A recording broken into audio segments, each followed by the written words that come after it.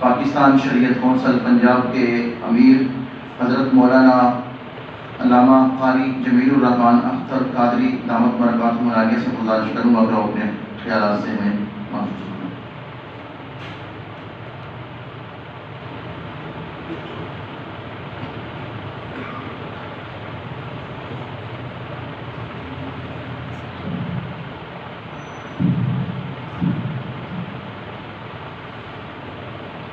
نحمده ونصلي على رسوله الكريم أما بعد.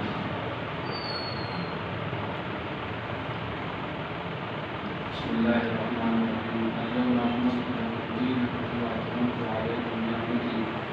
ورضيت لكم الإسلام دينا. صدق الله العظيم.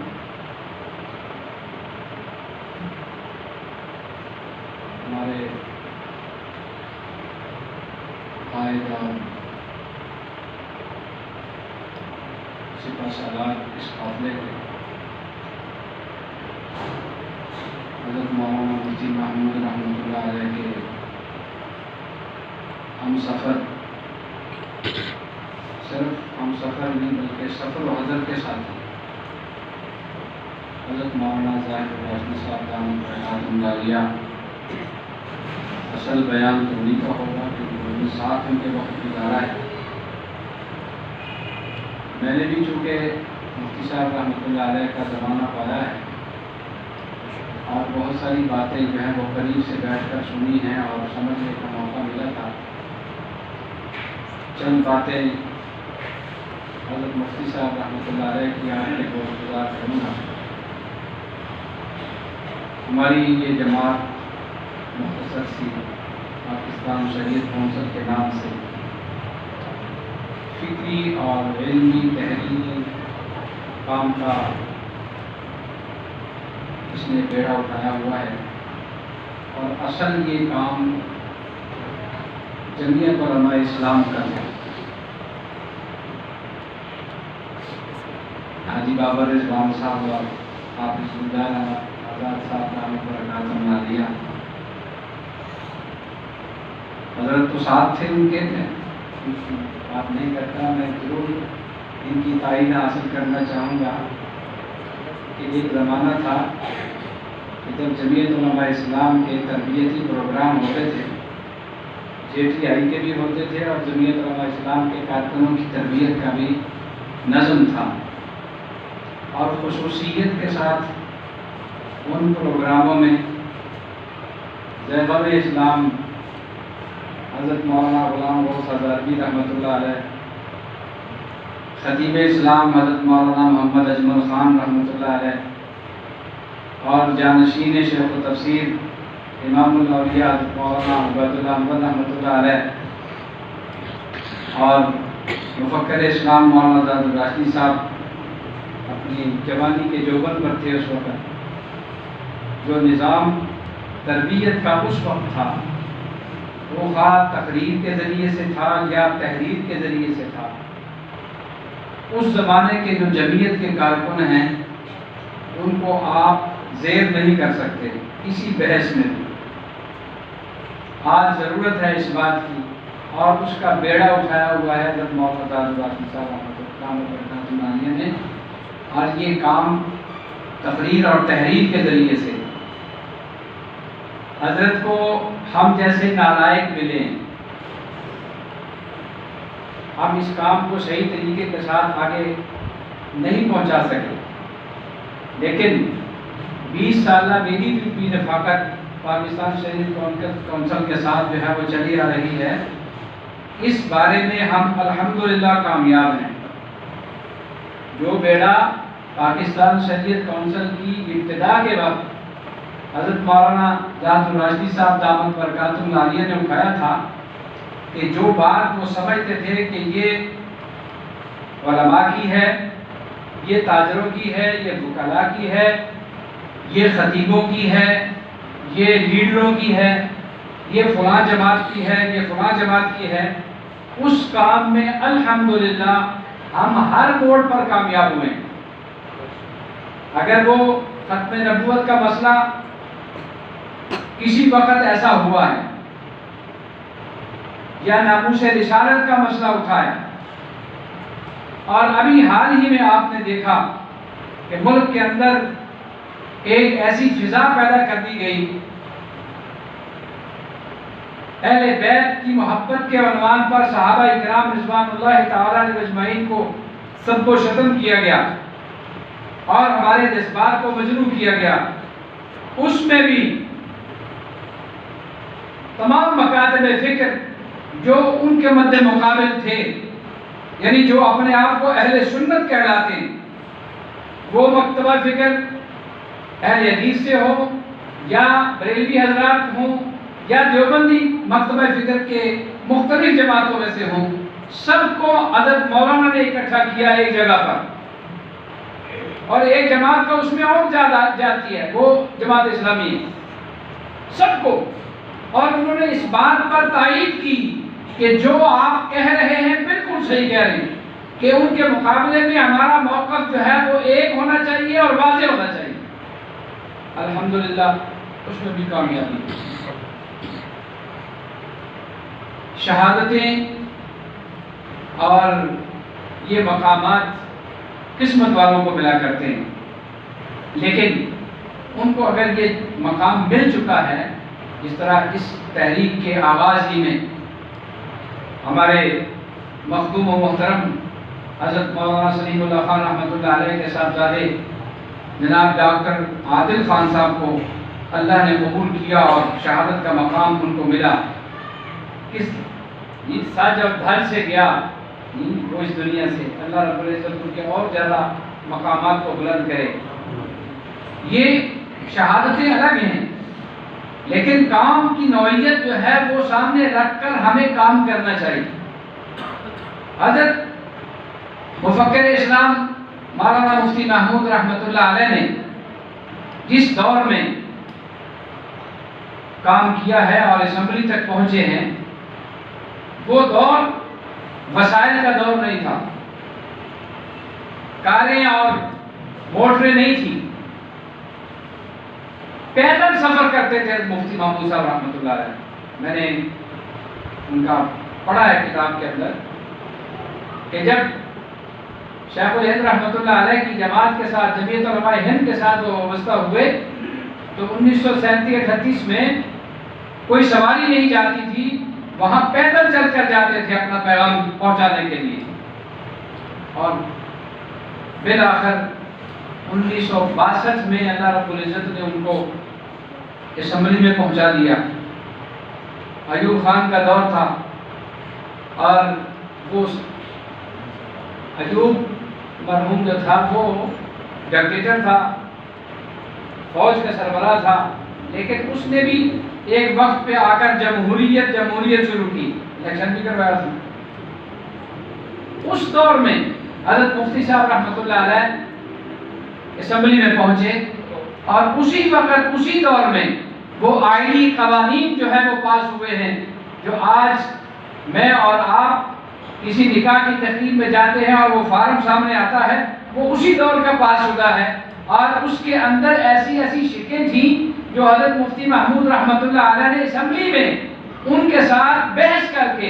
دلائل دے کر ان کو ختم کروایا۔ اس سے ان میں سے ایک شک کا ذکر کروں تو آپ بھی شاید محظوظ ہوں گے، وہ شک یہ تھی کہ اگر لڑکا اور لڑکی دونوں نکاح کر لیتے ہیں اور نکاح گواہ بھی موجود ہیں، صرف اس نکاح کو رجسٹرڈ نہیں کرواتے تو ان کو 3 سال کی قید تھی اور کچھ جرمانہ بھی۔ حضرت مفتی صاحب رحمۃ اللہ علیہ نے اسمبلی کے اندر کھڑے ہو کر یہ کہا کہ ایک کام جو ہے وہ شریعت کے مطابق بالکل ٹھیک ہے کہ اس لڑکے اور لڑکی نے نکاح کیا ہے اور اس کے گواہ بھی موجود ہیں اور مہر بھی اس پہ مقرر ہے، سب کچھ ہے، تو اس کو سزا جو ہے وہ کس بات کی ملے گی؟ شریعت کو اس بات کو نہیں اجازت دیتی، چنانچہ وہ شک جو ہے وہ ختم کروائی گئی۔ اگرچہ انہوں نے فرمایا کہ یہ رجسٹرڈ کروانا یا لکھ لینا یہ صحیح ہے اپنی جگہ پر، کیونکہ بعض معاہدات اللہ نے خود قرآن میں ان کے متعلق کہا ہے کہ اس کو لکھ لو، تاکہ تمہیں یاد دہانی رہے ان کی، اور وہ اس کے مطابق جو ہے وہ پھر حل ہو مسائل جو لکھا ہوا ہے۔ آج جو ہم لین دین کرتے ہیں اللہ کا حکم ہے اس کو لکھو، اور جو نہیں لکھتے اکثر وہی جو ہے وہ پریشان ہوتے ہیں بعد میں۔ اگر لکھ لیں تو وہ پریشانی نہیں ہوتی۔ تو مفتی صاحب رحمۃ اللہ علیہ نے اسمبلی کے اندر یہ جنگ لڑی ہے اس وقت، اور آج بھی وہی کچھ ہو رہا ہے۔ آج کوئی اس سے مختلف حالات نہیں ہے اسمبلی کے۔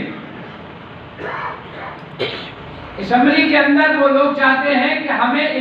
مجتہد کا درجہ مل جائے، ہمیں مجتہد مان لو، جو ایم ایل اے بن جائے وہ مجتہد بھی ہو،